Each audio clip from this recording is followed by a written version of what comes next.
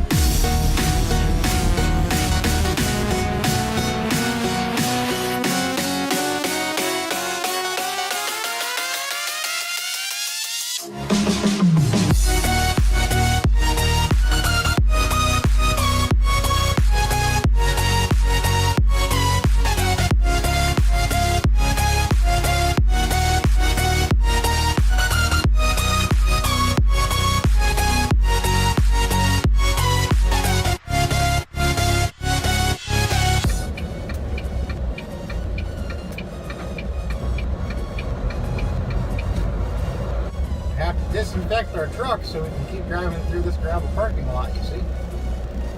That's how it is everywhere you go to get eggs.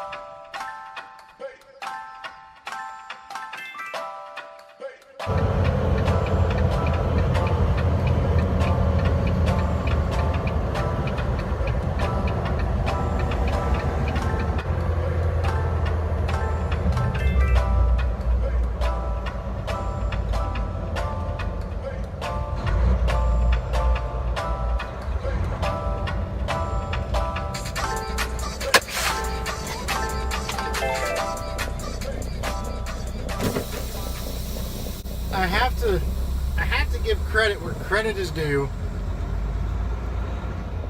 And the media sure does do a great job at putting spins on things that is entirely false, that they have absolutely no idea what they're talking about, but they talk about it anyway. I just saw a headline on some trucking page on Facebook, and the headline was simply new logging technology to be installed to keep exhausted truck drivers safer, to keep exhausted truck drivers off the road, or something to that extent. In the article, they talked to a supposed business owner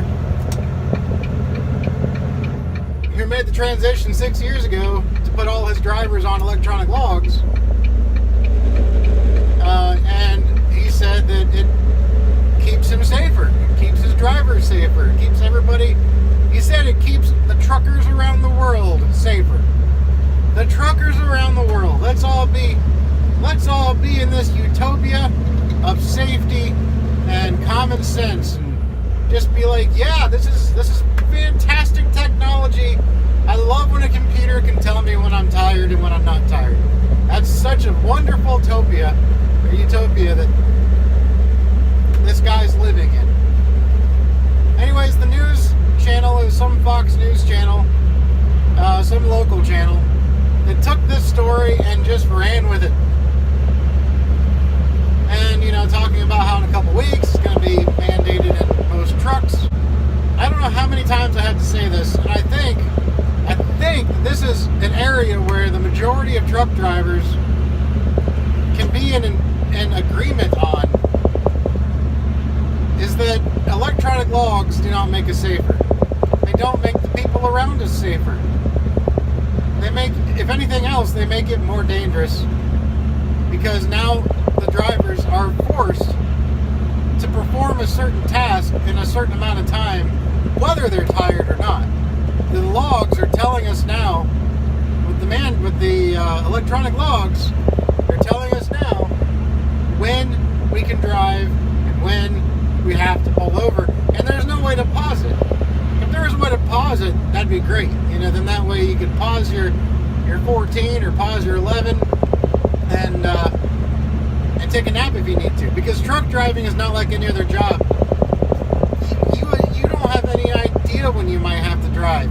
You might have a load that delivers at 2 a.m. one morning, and then the next load delivers at I can't even give examples because it's so off the wall. It's so batshit crazy when it comes to scheduling for truck drivers that there is literally no profession like it. I mean, sure, there are professions where you can be like, hey, well, I work third shift tonight, and then I'm working second shift tomorrow, or something like that. But there's still a framed amount of time that you can expect to work. We can't expect any amount of time to work. We can't put into a time frame what we're going to work. You just can't do it. So we have to be able to say, okay, well, if we're tired, we're going to pull over for a few hours and take a nap, and then get back on the road and finish the run. That involves good time management and trip planning, and and if you get tired, pull over and take a nap. But you know what these electronic logs are doing is they're going to keep us from being able to take that nap, or else we will forfeit loads. We will forfeit miles. We will forfeit a lot of stuff. So that is going to make drivers drive even when they're tired, because they're going to be, they're going to realize they have no choice but to drive, or else they're going to lose hundreds, if not thousands of dollars on one load. So, they're going to do what they have to get that load there, even if that means driving by what that clock is telling them, even if they're tired. The clock will say, well, hey, you still got 11 hours to drive, but the driver might have heavy eyelids. He might be ready, to take a nap. But he can't, because if he takes a nap, he won't have enough time in his clock to finish the run on time. And then that could not only cost him future loads with that broker, it could cost him a job, it could cost him a fine because he's late to the shipper or receiver. It can do a number of things that will encourage the driver to drive tired. He will have no choice. And I don't understand why people, maybe it's because I'm a trucker, so I live by it. But so many people don't understand it. So many people think that, you wave that magic ELD wand and all of a sudden people are not tired anymore. All of a sudden we can drive safely. But that's not how it works. Not out here in the real world. We don't drive by a computer. When you're at home, you don't go by a computer to schedule your day. Well, maybe you do, but you don't. But if you're tired, you take a nap. Your computer doesn't tell you when to take a nap unless you're really whatever. But but even then, even if you schedule in your computer when to take a nap, that doesn't mean you're going to be tired. You might get to that point and be like, I don't want to take a nap. And you don't have to, because you're not legally forced to do that, But then, see, there's times too where we are, where we'll have to stop when we're not tired. Do you have any idea how hard it is to try to sleep if you've only been awake for 4 hours, but something might happen where you have to take your break? So now you have to take a 10-hour break after you've only been off of a 10-hour break for 4 hours. Now you've got to take your 10-hour break because maybe a load was delayed or something like that. So the only way to get this, sorted out properly is to take another 10-hour break right after you've already taken one. You can't sleep. You cannot sleep. You cannot force yourself to sleep. So then what's that going to do? You're going to be taking a 10-hour break, and then as soon as that 10-hour break's up, you're going to force yourself to drive, and then an hour after that, you're going to be exhausted because you've been awake for 16, 17 hours or whatever, even though you just took a 10-hour break. But you couldn't sleep because you had just gotten off of a 10-hour break. So I don't, there's so much involved. There's so much more involved in truck driving than what meets the eye if you're not a truck driver. There is so much more involved. People think that it's just shifting gears and drinking coffee, and that is entirely false. Hell, my truck's an automatic, so that just leaves my coffee. And I can tell you one thing, I do a hell of a lot more than drink coffee. And it's, there's a lot of math involved, there's a lot of trip planning involved, there's a lot involved. And it just annoys me when people that are not in the industry think that they know the industry simply because they drive a four-wheeler. So they think they know, well, I can drive my four-wheeler this far, so that's, that's what they should be allowed to do in their truck. You know what? The funny thing is, I can't drive a four-wheeler for as long of increments as I can a big truck like this. When I'm on road trips with the family, I get tired sooner. It sounds kind of dumb, but I do. I don't know if it's because, a car is more relaxing.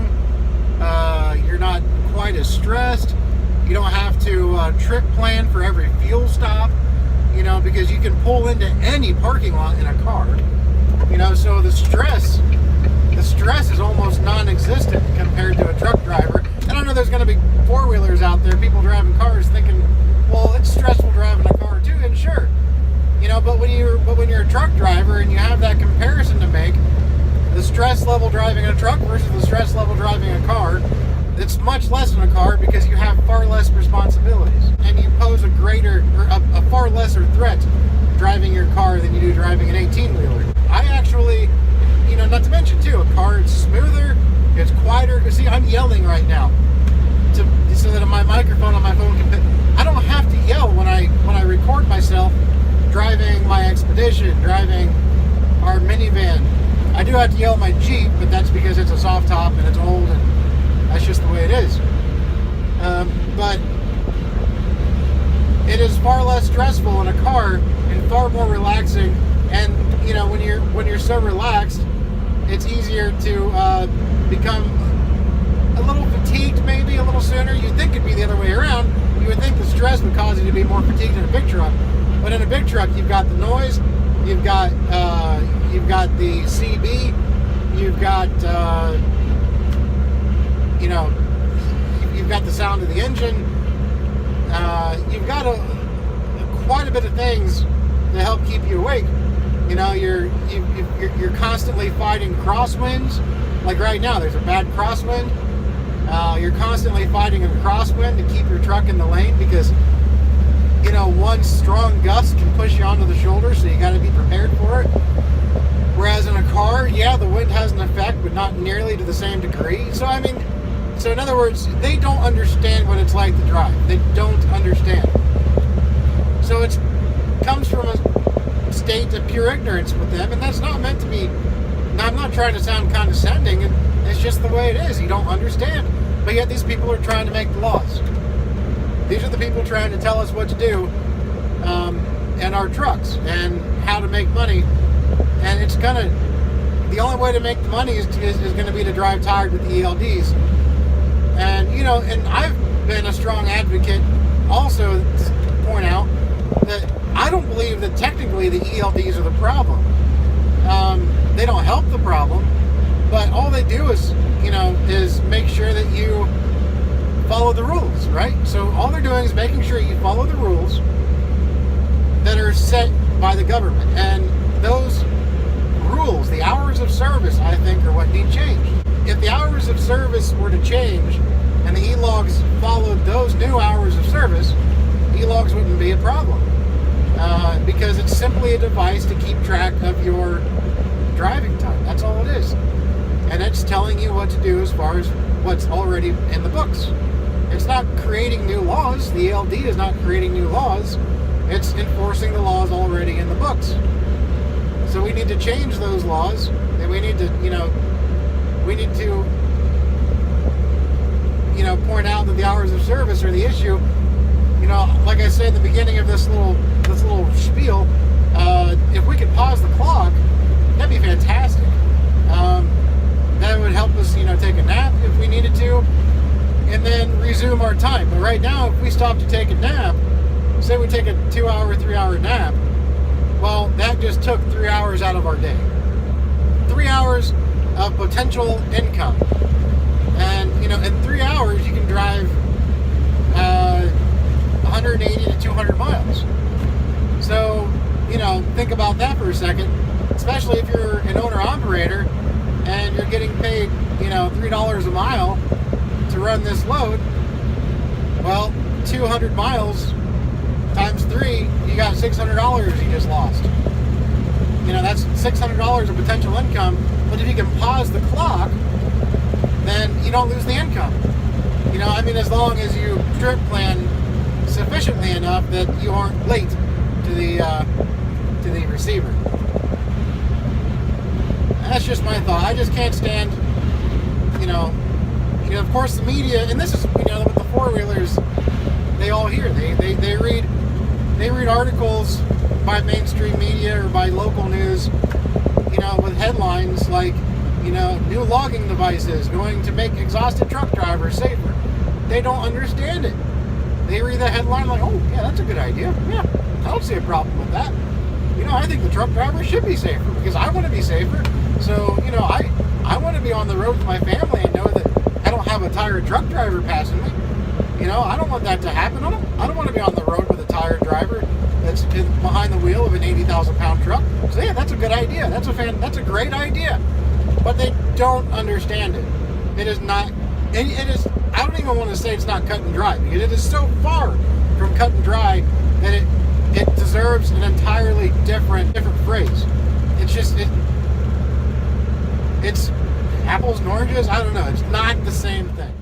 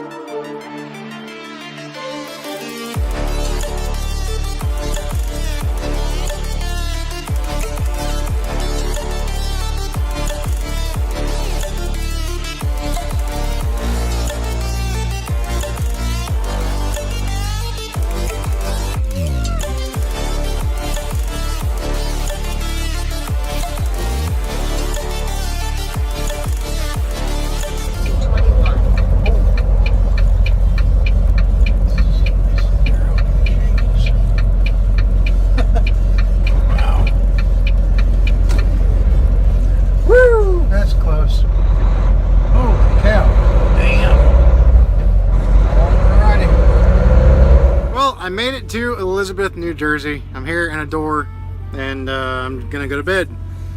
So they'll wake me up when they get in here, I guess, in the morning. And it's been a long day. I hate coming up here to the Northeast. At least, to this close. I hate coming this close to New York City. But it's a job. They need deliveries just like every other, state or city. They need deliveries. So here we are, making those deliveries. But anyways, guys, hope you all have a good one out there, and I hope you all stay safe. Get home to your families, all right? We'll see you.